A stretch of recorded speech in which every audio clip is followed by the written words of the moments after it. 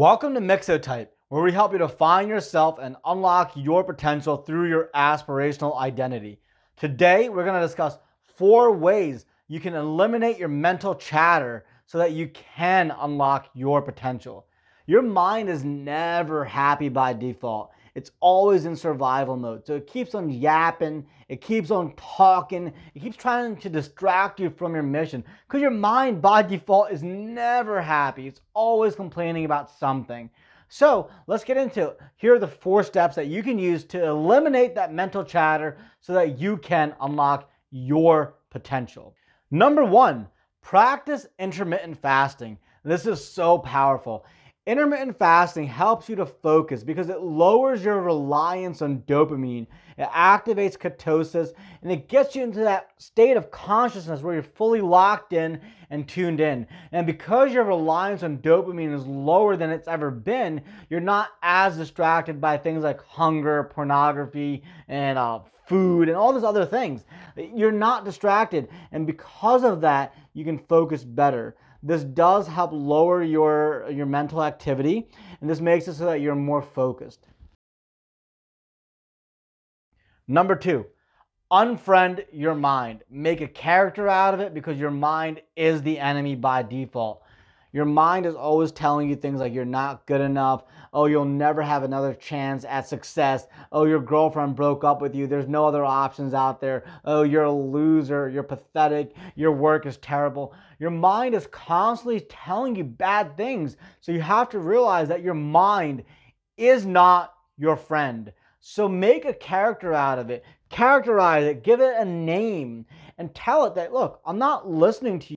You're not my friend. You don't have my best interest at heart. You're going to tell me all these things to knock me down, to make me feel bad about myself. You're going to try to distract me from my work. You're not a good friend. So you have to unfriend your mind.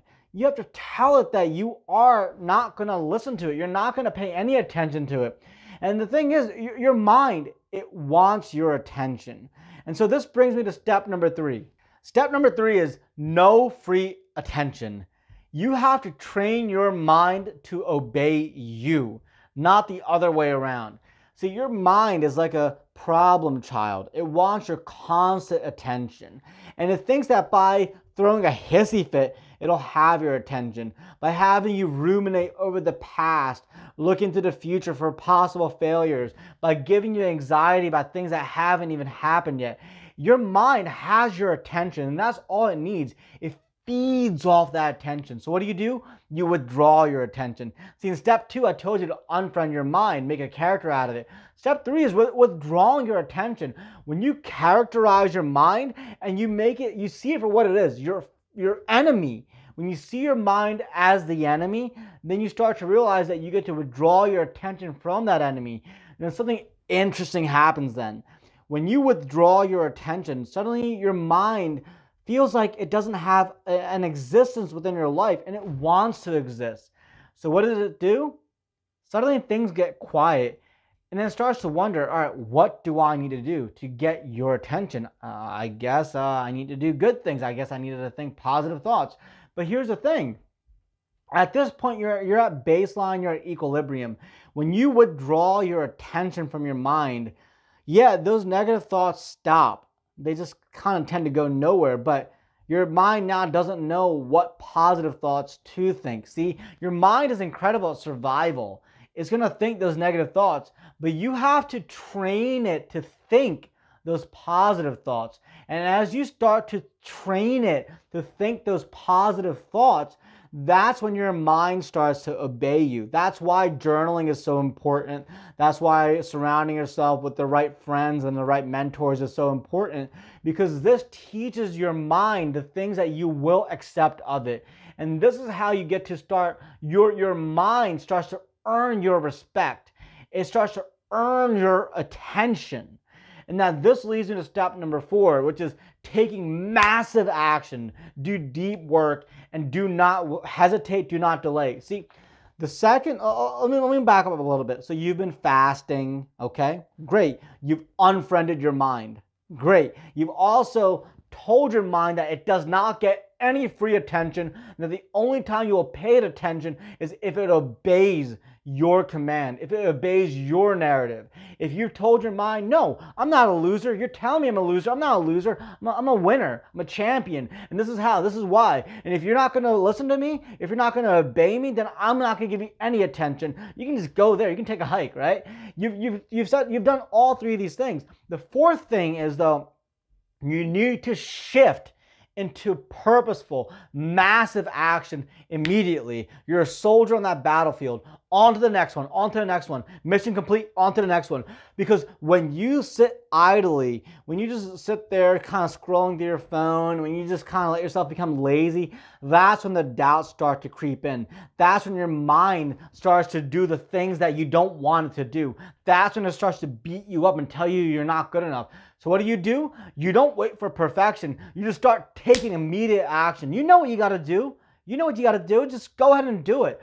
Don't wait for the right moment, because when you do that, your mind starts to just become lazy again. So you got to constantly tell yourself that you're good. Meditate, visualize, write down your goals, express gratitude, be grateful for the things that you have, appreciate life, and then constantly tackle your next goal. On to the next one, on to the next one. Never enough, never satisfied. You keep going after the next one.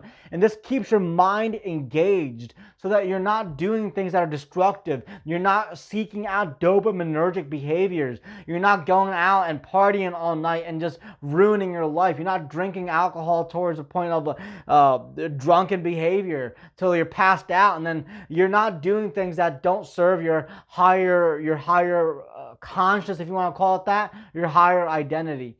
Now, if you want a shortcut through this process, then I want to invite you to go to mixo.xyz right now and sign up. You get free access to Mixo, the identity discovery system. When you go through that system, you receive your own MixoType identity. Mine is below. You see it in this video here. It's just a copy of my it's a symbol for my aspirational identity. It's helped me do a lot of wonderful things in my life. It's helped me eliminate my mental chatter because it gets me more focused on my identity so that I can write a narrative that aligns with that identity. Once again, it's yours for free, and you can access it right now by going to mixo.xyz. Also, if you enjoy this content, then hit like, comment, share, and do subscribe to this channel. On to the next one. Over and out. See you next time.